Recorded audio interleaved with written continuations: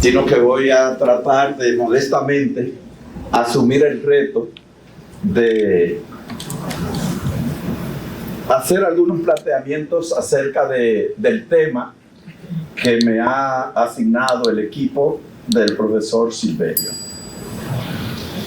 A propósito de Silverio, hace poco más de un año, a él se le ocurrió, entre muchas otras cosas que se le ocurren, como esta de este congreso, fundar una revista indexada que no había tenido hasta ese momento la escuela. Y se le ocurrió también ponerle por nombre, un nombre extraño, La Barca de Teseo, en honor a ese héroe griego que, como ustedes saben, fue rey de Atenas y que fue el que puso fin a la exigencia de Minos, el rey de Tebas, el rey de Creta, que tenía dos hijos, uno varón y una hembra. La hembra es Ariadna y el varón era el Minotauro. Luego de una guerra, con Atenas, el rey Minos le impuso la exigencia de enviar cada año a Creta 14 jóvenes, 7 hembras y 7 varones, que eran devorados por el Minotauro. El resto de la historia es más conocida.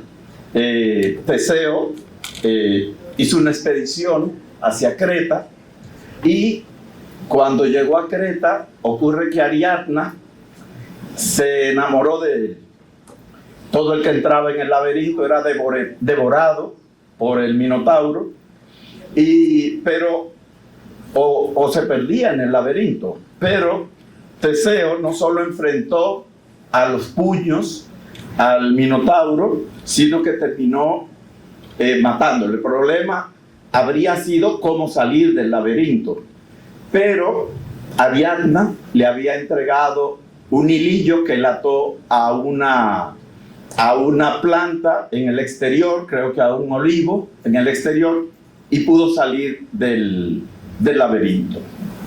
Esa barca en que Teseo viajó a Creta fue conservada por los atenienses como una reliquia, obviamente, porque se acabó esa condena de tener que enviar cada año 14 jóvenes a Creta para ser devorados por el Minotauro.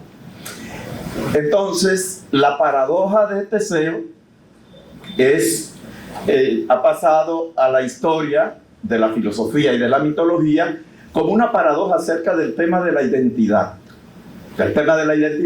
Porque esa barca, con el paso de los años, como estaba en el Pireo, en el puerto del sur de Atenas, el puerto que todavía funciona, hoy está rentado a los chinos, por cierto, en el puerto del Pireo, la barca, con el tiempo, fue perdiendo su maderamen.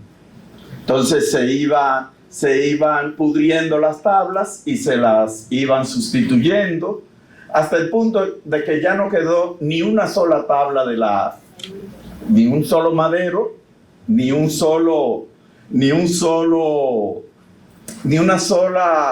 resto del barco de Teseo.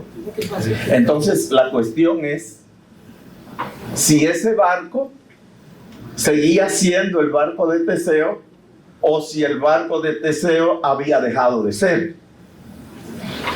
Es el tema de la identidad, que desde los griegos tiene una larga andadura. Por ejemplo, en Parménides, yo creo que tengo tiempo porque yo no voy a...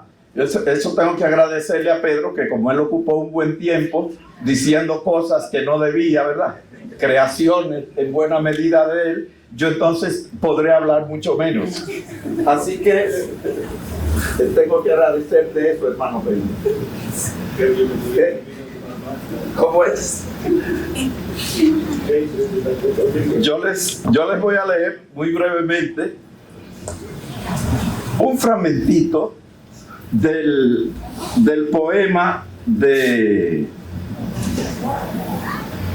sobre todo con atención a los jóvenes que están aquí, porque los profesores, nuestros invitados, no necesitarían de ninguna manera recordar el poema de Parménides, que dice en el fragmento 1.1, según la clasificación de Diels, dice: atención pues, que yo seré quien hable.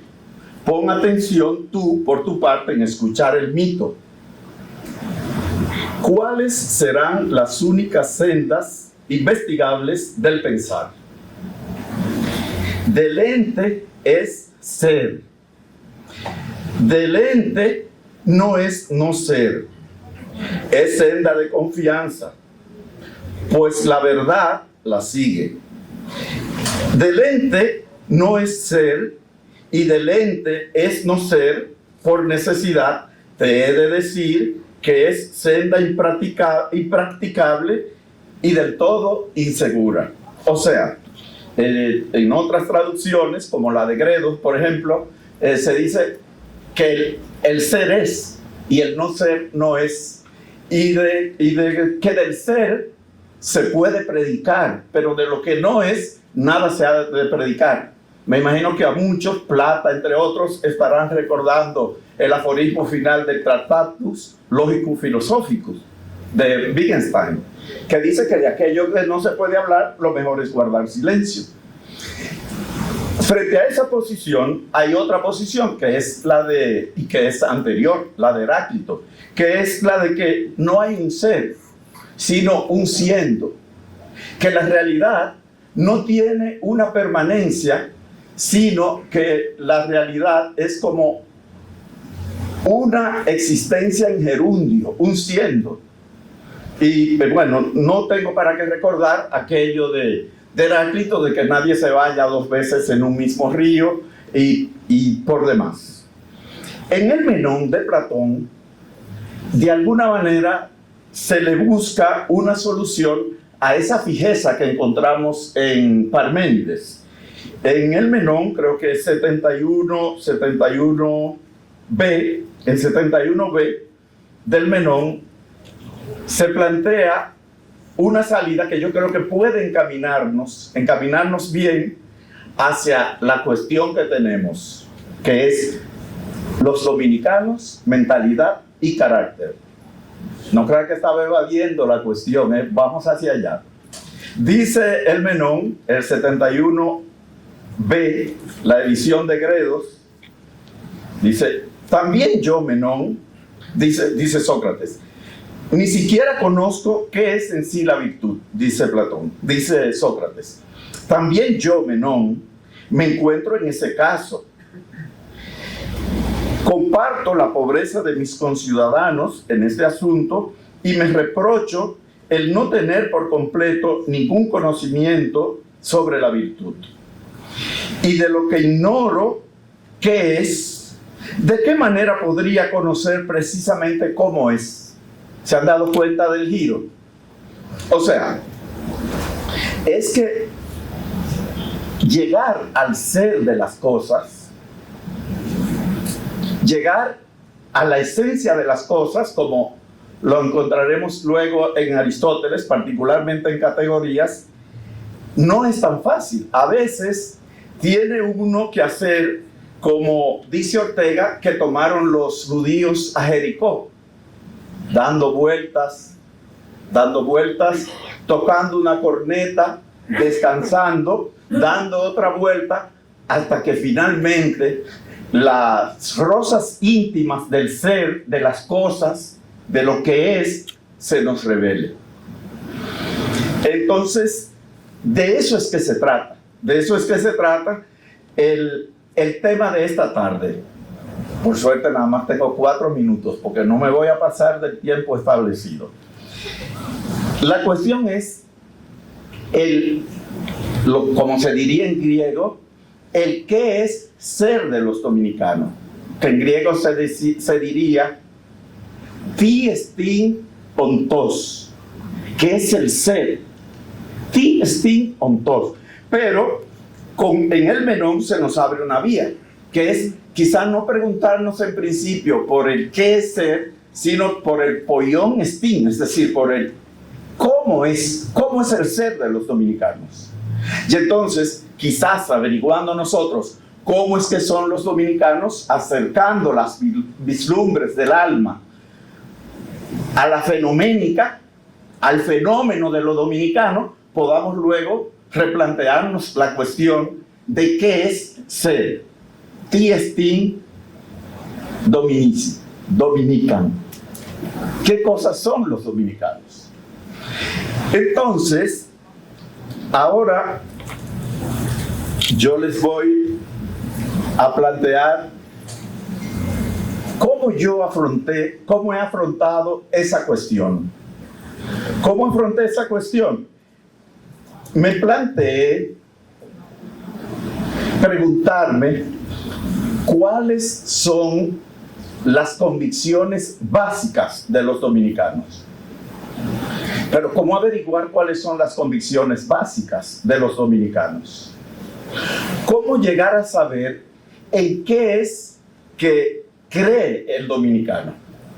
Y entonces, por esa vía, buscando esa vía, topé con la Escuela de los Anales, que es una escuela francesa, básicamente historiográfica y antropológica, que se forma alrededor de la revista Anales, que es una revista que funda Marc Bloch con otro colega en 1931-32. Ellos van a ser, digamos, la lumbre del estudio de las mentalidades, pero particularmente a partir de los años 50. O sea, la revista comenzó con artículos varios, con artículos de múltiples temas, de múltiples enfoques, pero poco a poco se fue conformándose un equipo que se orientó hacia el estudio de las mentalidades. Pero ¿y qué cosas son las mentalidades? Porque en filosofía eso es el ABC. En filosofía siempre hay que dar cuenta de los términos. Si hablamos de filosofía, me ha mostrado Jairo un libro bellísimo que es Filosofía de Don Gustavo, porque todavía los filósofos no se han puesto de acuerdo acerca de qué cosa sea la filosofía. Pues tampoco los dominicanos se han puesto de acuerdo acerca de qué cosa es ser dominicano. La cuestión de las mentalidades, tiene un largo recorrido. Digamos, lo encontramos en autores. El más antiguo que yo he visto, a que he tenido acceso, es Gastón Boutoul.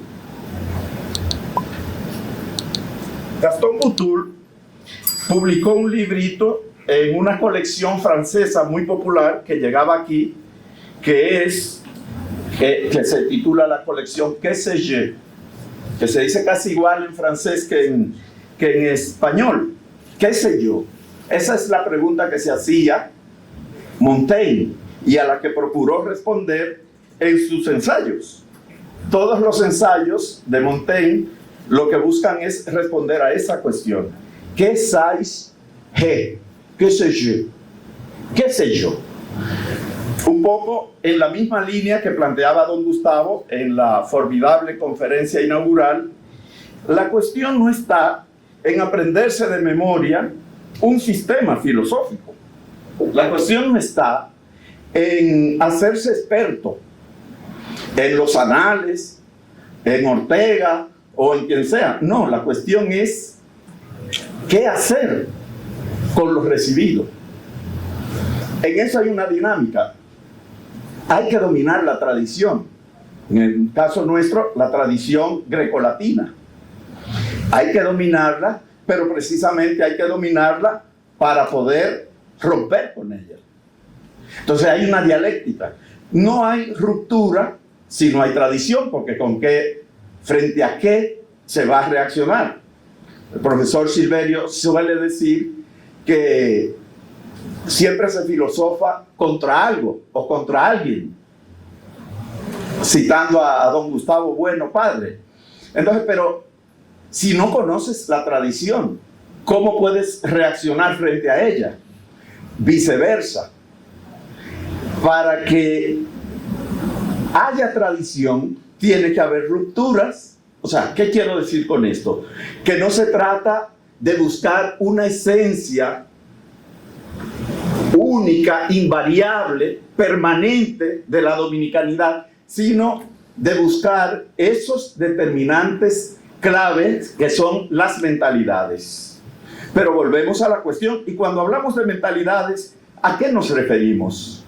Y brevísimamente, este texto de Butoul, el que les hablaba, el que sé, es la edición francesa, es de 1971. Otro referente en el tema de las mentalidades es Fernand Braudel, que escribió un libro que es canónico, que es el Mediterráneo y el mundo mediterráneo en la época de Felipe II. Este texto, la traducción al español es de Wenceslao Roses y es de 1953, pero el libro, la primera edición francesa, es de 1949. Ya veremos por qué les estoy dando estos detalles. Michel Bouvel, igual que Legault, este texto es de los 90, creo. Ideologías y mentalidades. De 1985, la primera edición. Entonces, ¿qué cosas son las mentalidades? Las mentalidades son esas estructuras de pensamiento que forman el suelo de las convicciones básicas de los pueblos y de los individuos y que, por tanto, impactan de una manera directa en su manera de ser, en su modo de hacerse juicio y en su manera de reaccionar. No sé si me da tiempo, porque me gustaría leerle por lo menos un parrafito de Georges Butoul.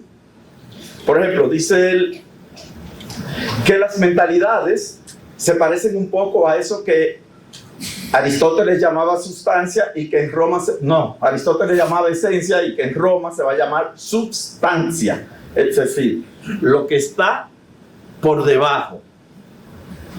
Substancia, lo que está debajo, lo que no se ve.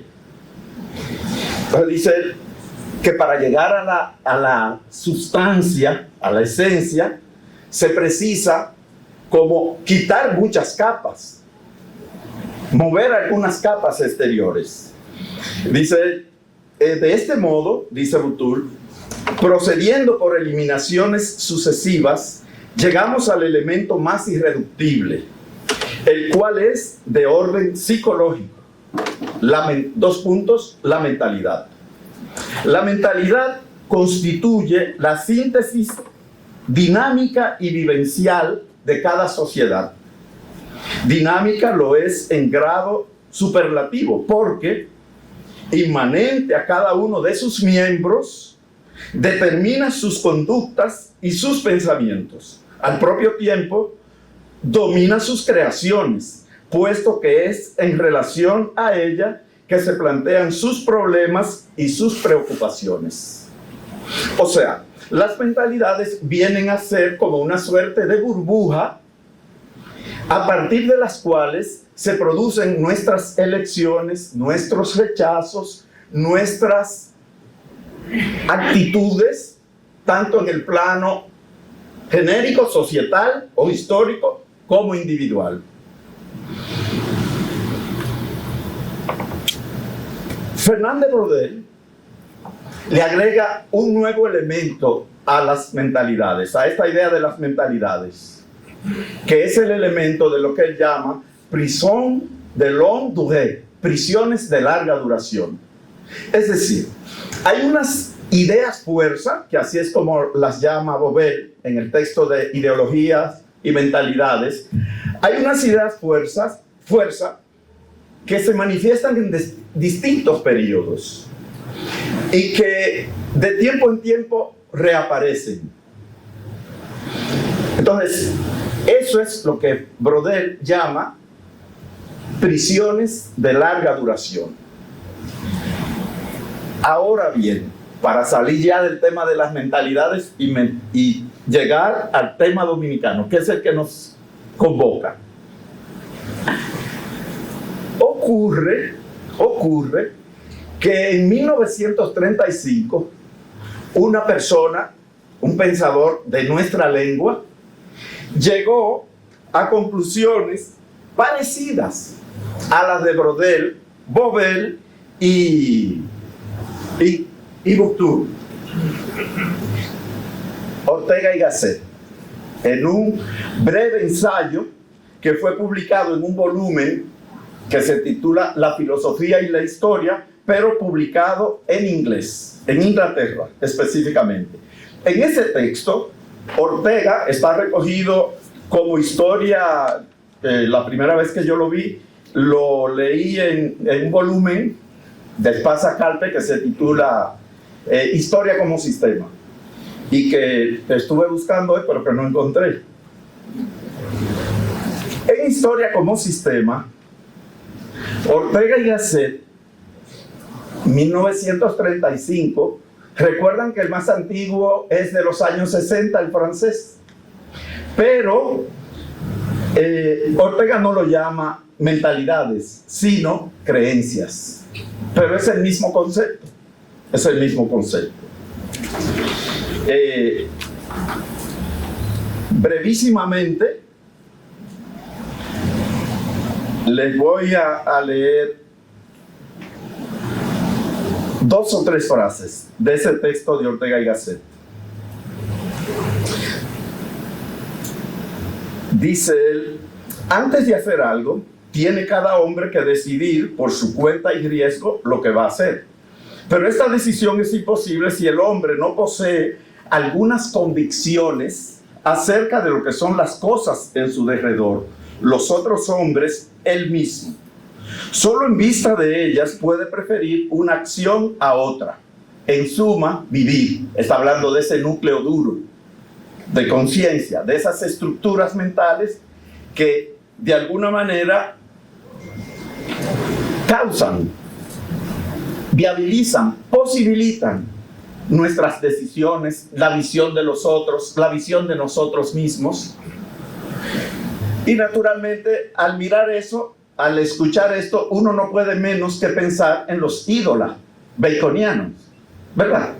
Que los ídolos baconianos, los ídolos, son esa suerte como de presuposiciones de trasfondo en las que nunca nos detenemos, pero que determinan el modo en que conocemos, el modo en que nombramos y el modo en que nos comportamos. Pensemos, por ejemplo, en los ídolos de la caverna, que son los ídolos que tienen que ver con la idea que cada uno tiene de sí mismo. O pensemos, por ejemplo, en los ídolos del foro, que son esos ídolos, es decir, presuposiciones de trasfondo, prejuicios, que llegan a nosotros por medio del lenguaje. O sea, uno tiende a pensar, ciertamente, que nosotros hablamos nuestra lengua, que esa lengua es hablada por nosotros. Pero, ¿quién se adaptó a quién? ¿Nuestra mente a la lengua o la lengua a nuestra mente? Cuando nosotros llegamos a la vida, las estructuras del español estaban hechas ya. ¿Quién de nosotros, a no ser un filósofo, ¿verdad?, ha introducido una nueva expresión, una nueva forma sintáctica, un nuevo concepto? ¿Quién le ha agregado una nueva palabra, como Kant, le agregó varias, ¿verdad?, a la lengua? No, la mayoría de nosotros lo que hacemos es entrar en la lengua. Luego, esta lengua que yo hablo, ¿soy yo que la hablo o es ella la que habla a través de mí? Entonces, esa lengua, por medio de esa lengua, penetran en nosotros todo un sistema de valores, de creencias, de sentimientos, de afectos, porque las palabras no son neutras, están cargadas de valor. Y entonces, esa lengua nos provee un núcleo duro de creencias que nos sirve para relacionarnos con el mundo, con los otros, como dice Ortega, con las cosas y con nosotros mismos. Dice Ortega, más adelante, dice: de aquí que el hombre tenga que estar siempre en alguna creencia y que la estructura de su vida dependa primordialmente de las creencias en que esté, y que los cambios más decisivos en la humanidad sean los cambios de creencias, la intensificación o debilitación de las creencias. Ortega sabía escribir. Ortega es un gran estilista de la lengua. Esa insistencia en mencionar creencias, eso es a propósito, ¿eh? Ortega no es Alejandro Arbelo. Ortega era un maestro de la lengua. Y miren cuántas veces subraya creencia. Y el rol que le asigna. O sea, pueden cambiar los sistemas, pueden cambiar las épocas, y sin embargo los núcleos de creencia permanecen. Me decía Gutiérrez ayer en una conversación informal que propició el profesor Silverio, que a poco de llegar aquí él se sentía como en casa y que él aquí no se siente extraño. Y creo que me lo decía también don Jaime. O sea, no me siento extraño. Claro que no se pueden sentir extraños, porque nuestra lengua nos provee de un fondo común de verdades que hace que a los 5 minutos de estar juntos terminemos hablando de las mismas cosas. Hay un conjunto de afinidades aparentemente electivas que no han sido elegidas por nosotros, sino que nos las ha provisto la lengua. Y ya sí, casi termino con Ortega y nos vamos para República Dominicana. Estoy de acuerdo al plan, porque yo me tengo miedo con la palabra, yo tengo que controlarme. Dice Ortega, más adelante, dice: el diagnóstico de una existencia humana, de un hombre, de un pueblo, tiene que comenzar filiando el repertorio de sus convicciones. ¿Usted quiere saber quién es usted? Pregúntese cuáles son sus convicciones básicas. Pregúntese en qué usted cree. No en lo que usted dice que cree, no, en lo que usted cree. Porque una cosa es, a ver si encuentro ese pasaje de Ortega, una cosa es decir que uno cree algo y otra cosa es creerla. Esa es la diferencia que hace Ortega entre ideas y creencias. Pero bien, dice él, el diagnóstico de una existencia humana, de un hombre, de un pueblo, de una época, tiene que comenzar filiando el repertorio de sus convicciones. Estas son el suelo de nuestra vida. Por eso se dice que en ellas el hombre está. Las creencias son lo que verdaderamente constituye el estado del hombre.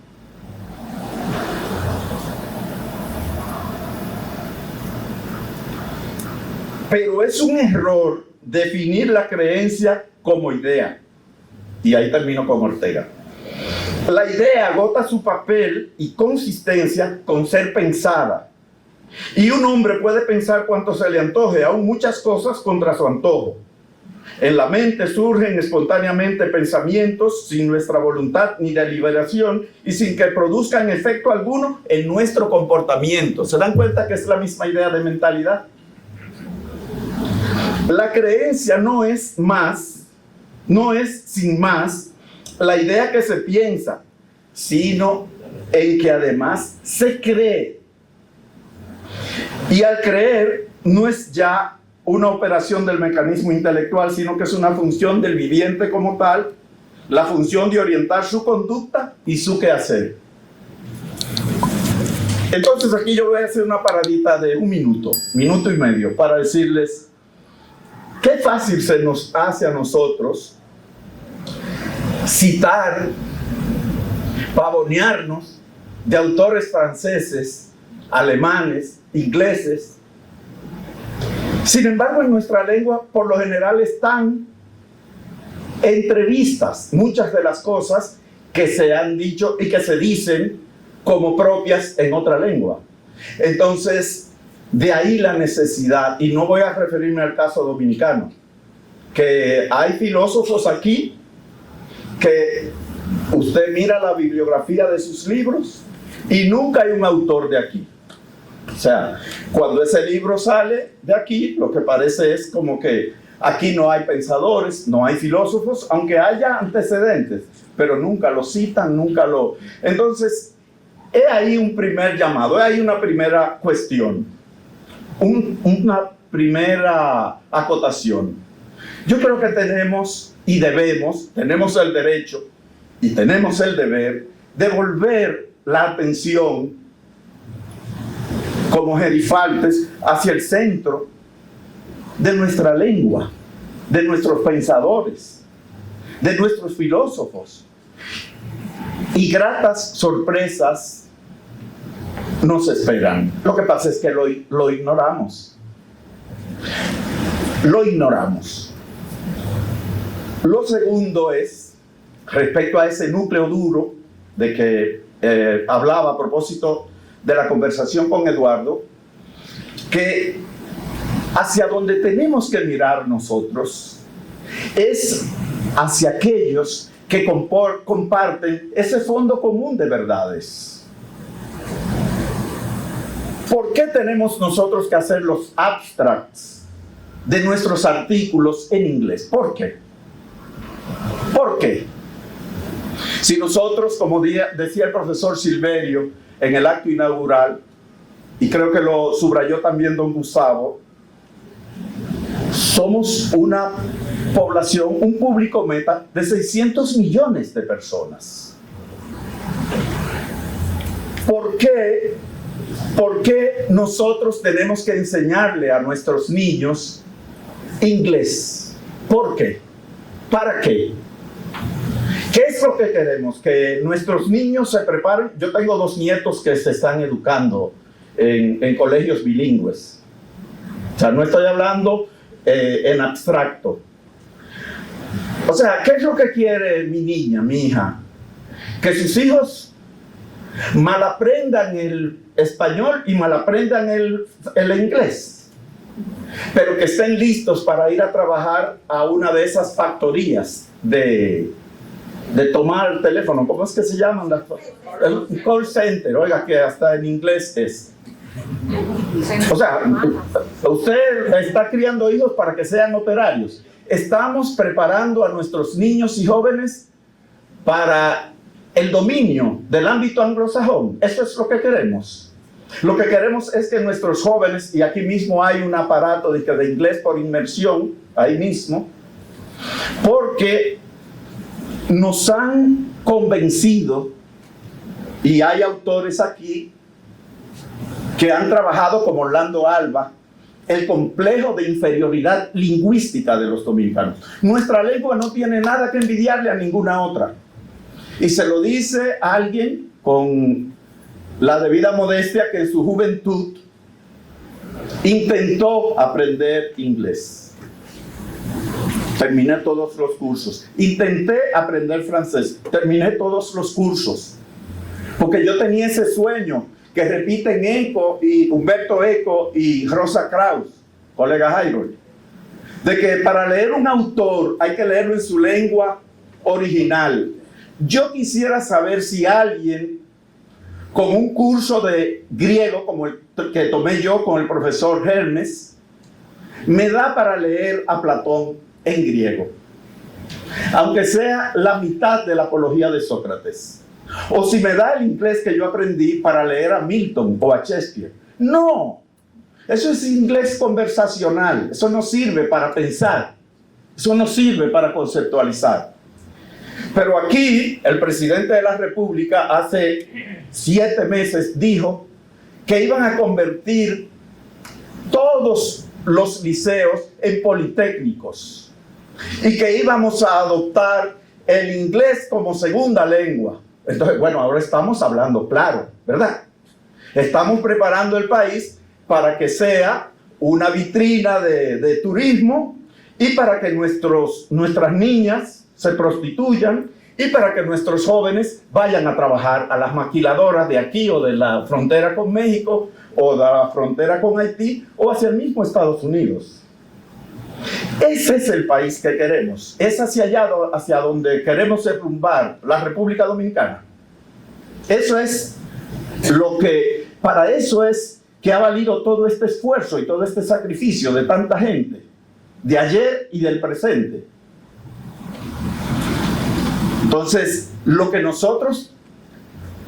yo recuerdo en los años 90, un tal señor Guadamuz, que fue enviado por el Banco Interamericano de Desarrollo aquí, dice a asesorarnos en la reforma educativa, que él repetía como un mantra, que del 2005 en adelante, el que no manejara un software, un programa de computadora, y por lo menos una lengua extranjera, preferiblemente el inglés, casualmente, iba a ser considerado analfabeto. Ajá. Y si a mí me van a evaluar mi analfabetismo, el mío, ordinario o funcional, mi analfabetismo, ¿es acaso en ruso, en suajili o en francés o alemán? No debe ser mi lengua vernácula. O sea que todos esos mitos se ponen a circular, pero todos esos mitos tienen un sustrato, una intención y unas pagas también.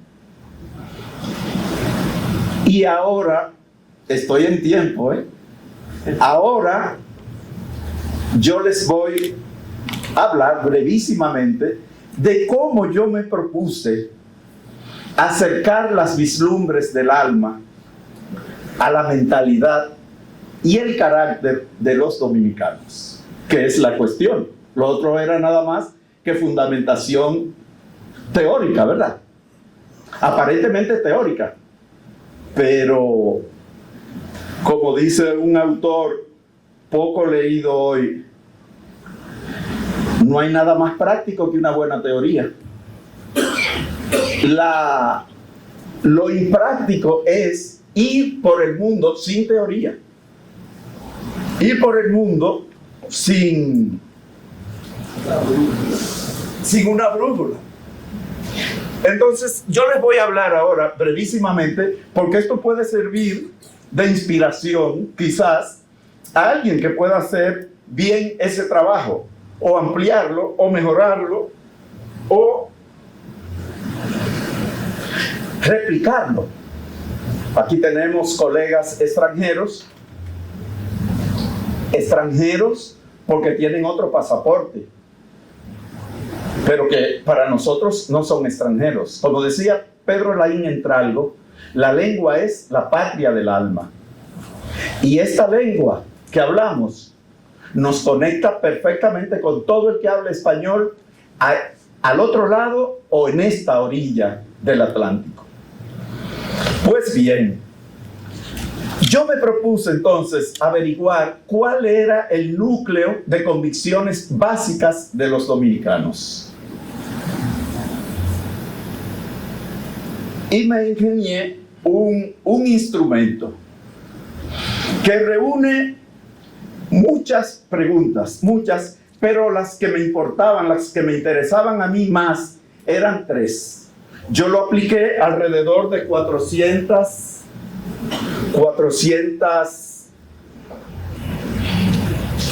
Esta es mi tesis doctoral, que ese fue el informe que yo hice. Yo apliqué ese instrumento a unas 465 personas, de manera proporcional en las 4 regiones básicas del país. Eso me llevó 4 años. aplicando ese instrumento a personas entre 18 y 50 años. Las preguntas, ya les decía, hay muchas preguntas, eran anónimos. Los cuestionarios solo se les pedía poner el nivel, el grado de escolaridad o universitario, el lugar de procedencia, la edad y el lugar de residencia. O sea, si venían de otra región y vivían, si venían del sur y vivían en Santo Domingo. Entonces, las preguntas eran 3, les digo las que me interesaban. Yo les pregunté, la primera pregunta es, el primer mandato es, cite 3 refranes que les parezcan absolutamente verdaderos. Oigan el énfasis, absolutamente verdaderos, es decir, irrefragablemente verdaderos. La segunda era, cite 3 refranes que le parezcan verdades a medias. Y la tercera era, cite 3 refranes que le parezcan absolutamente falsos. En el entendido de que aquello que la gente entiende por absolutamente verdadero forma parte de sus convicciones. ¿No es así? Y naturalmente, si uno cree que algo es verdadero, pues uno se comportará conforme a eso que cree que es verdad. Yo soy de una demarcación de la cordillera, del que está al pie de la cordillera septentrional del país. Está entre las estribaciones de la cordillera septentrional y el mar Caribe, el océano Atlántico. Y en mi pueblo la gente es refranera. Y la primera de todos los refraneros era mi madre. Pero al llegar a Santo Domingo yo me di cuenta que aquí no es tan común que la gente use refranes. Y que los que llegamos de los pueblos del interior y nos quedamos ilegales aquí, también vamos perdiendo un poco la tendencia a usar refranes. Entonces, desde ese punto de vista, esta investigación tenía también el propósito de rescatar esas expresiones sentenciosas, esos adagios, esos proverbios, antes de que el cambio lingüístico los arrastrara hacia el olvido. Quiere decir que yo tengo material ahí para hacer un buen diccionario de refranes. Pero esa no es la primera recopilación de refranes que se ha hecho aquí. Para que vean por qué les hablé de las prisiones de larga duración de Brodel. En 1951 publicó Emilio Rodríguez de Morici, el refranero dominicano, por cierto en Barcelona. En 1972, José Antonio Brache publicó 5.600 refranes de uso entre los dominicanos. En 1981, la señora Paredes y una hija publicaron otro refranero.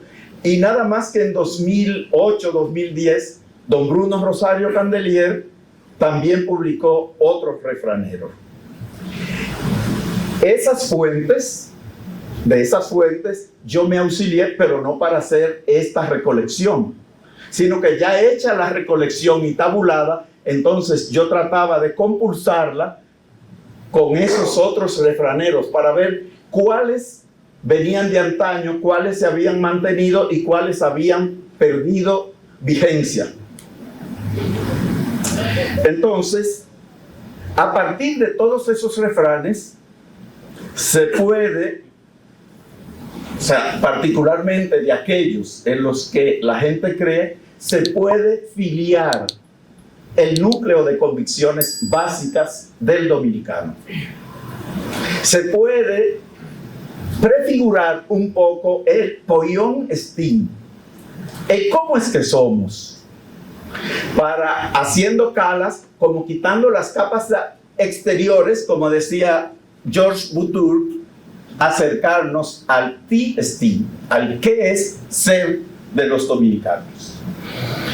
Entonces, por ejemplo, para ponerles un caso, la pareña a caballo regalado no se le mira el diente, o no se le mira el colmillo, no se le miran los dientes. En esa compilación, 14 personas lo pusieron como absolutamente verdadera, 19 como una verdad a media, y 8 como absolutamente falsa. ¿Qué quiere decir eso? Que esa es una idea de actitud del dominicano. Es una idea de actitud. No tiene que ser necesariamente mayoritario el que lo hayan dado como absolutamente verdadero, sino que mientras llenaba el formulario a esa persona se le haya ocurrido pensar en ese refrán. Ese refrán está presente en el imaginario del dominicano. Entonces, en ese sentido, digamos que expresa una beta de nuestra mentalidad. Una vez hecho eso, escogí a propósito uno que no tuviera una alta puntuación. Yo lo buscaba en esos manuales de que les he hablado, de Morisi, de la señora Paredes, de Brache, y entonces veía si en esas compilaciones existían o no. Y eso lo compulsaba luego con los adagios de Erasmo de Rotterdam, que publicó un libro de proverbios, con el libro de Herrero Llorente, que se titula Expresiones Latinas en Español, que fue publicado por Gredos en los años 80 también. También, de algún modo, si uno se detiene un poquito, puede jugar a hacer un poco de análisis. Y cuando digo análisis, lo digo en el sentido que lo usaba Freud, que Freud no hablaba de psicoanálisis, sino de análisis. Si usted mira eso, usted puede entender algunas cosas del dominicano. Y suena feo lo que yo voy a decir. Y los políticos lo saben. Nos cambian los votos con dádivas, ¿o no? Por 500 pesos, por picapollo, a veces por droga también. Eso es feo, ¿eh? Pero el que quiere tener un acercamiento fenomenológico a las cosas, aunque le duela, debe ser leal a lo que percibe. O sea, a veces ni siquiera es necesario que nos den. Si nos prometen,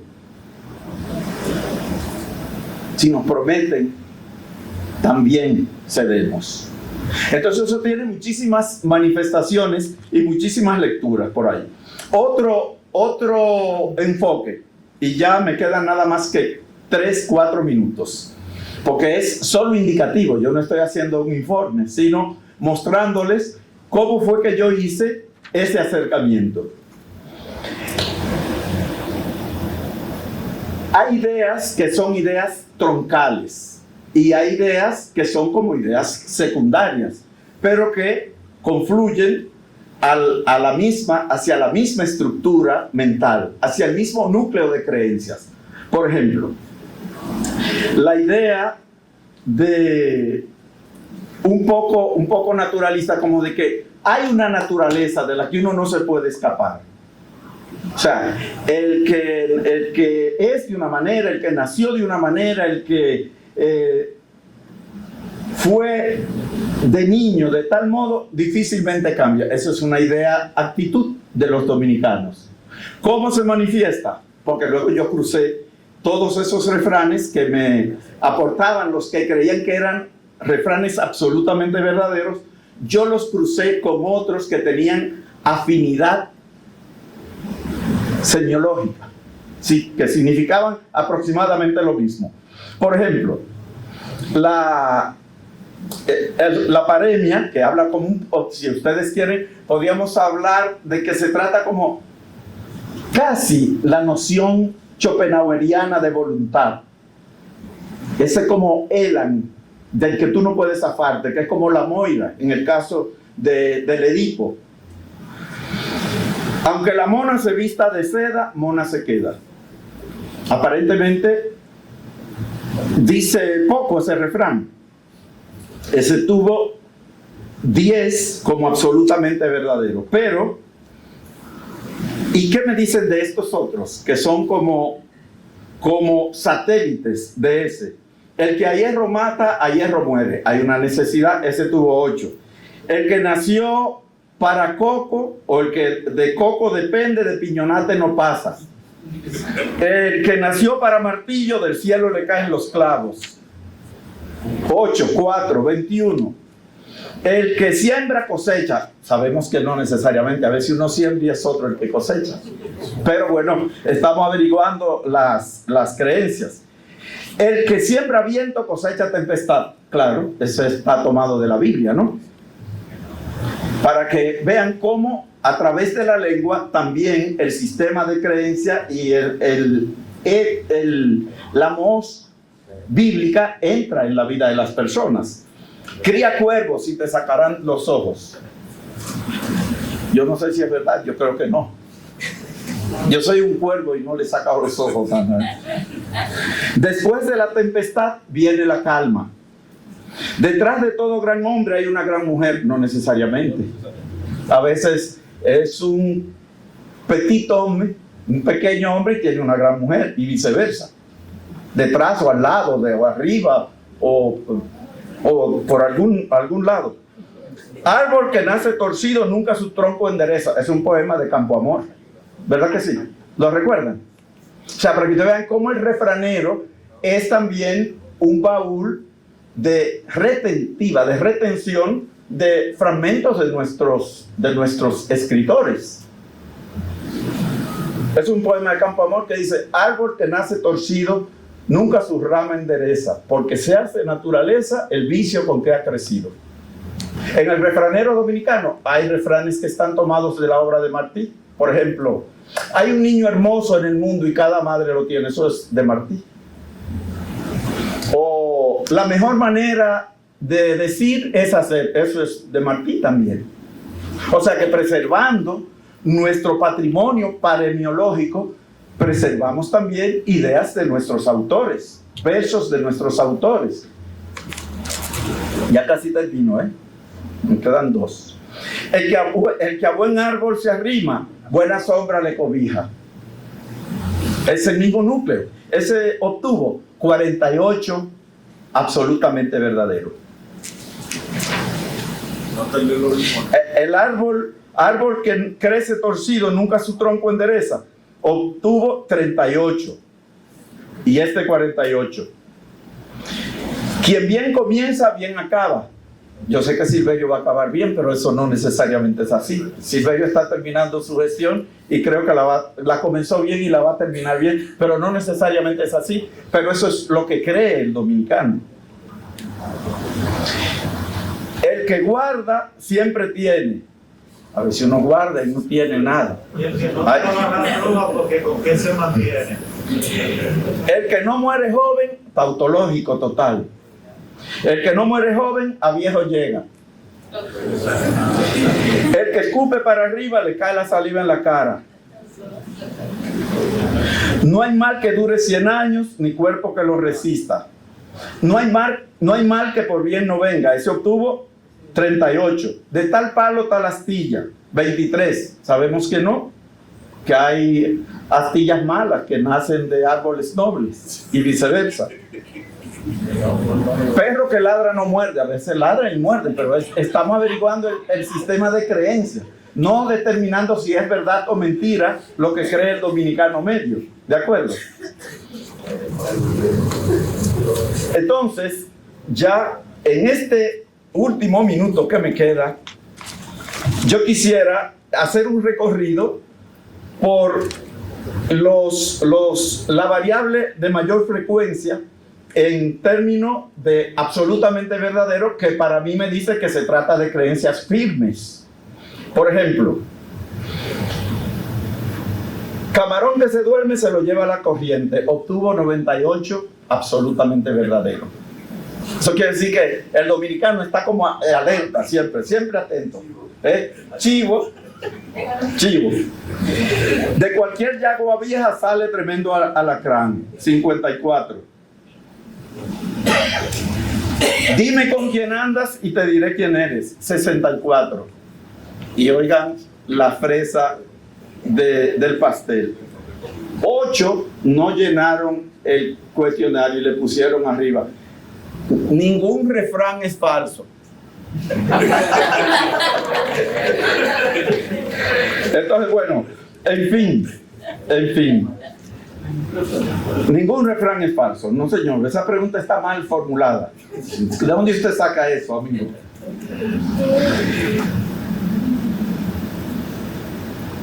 Solo un refrán de las 3 preguntas, solo uno alcanzó una cota que yo le puse a los otros para clasificarlo, que era por lo menos 50 menciones. En la pregunta, o en el mandato, cite 3 refranes absolutamente falsos, ¿saben? Solo uno alcanzó más de 50, que es: dime con quién andas y te diré quién eres. Ese es absolutamente falso. Obtuvo 64 absolutamente verdadero, 74 verdades a medias y 72 absolutamente falso.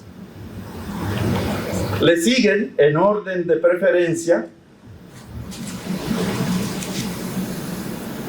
árbol que nace torcido nunca su rama endereza, 46. De tal palo tal astilla, 31. Ojo por ojo y diente por diente, 27. Perro que ladra no muerde. Pero ya ven, todos están por debajo de la cota de 50. Lo que quiere decir que, en el fondo, quienes contestaron eso, tomados como masa, siguen pensando que el refrán es verdadero.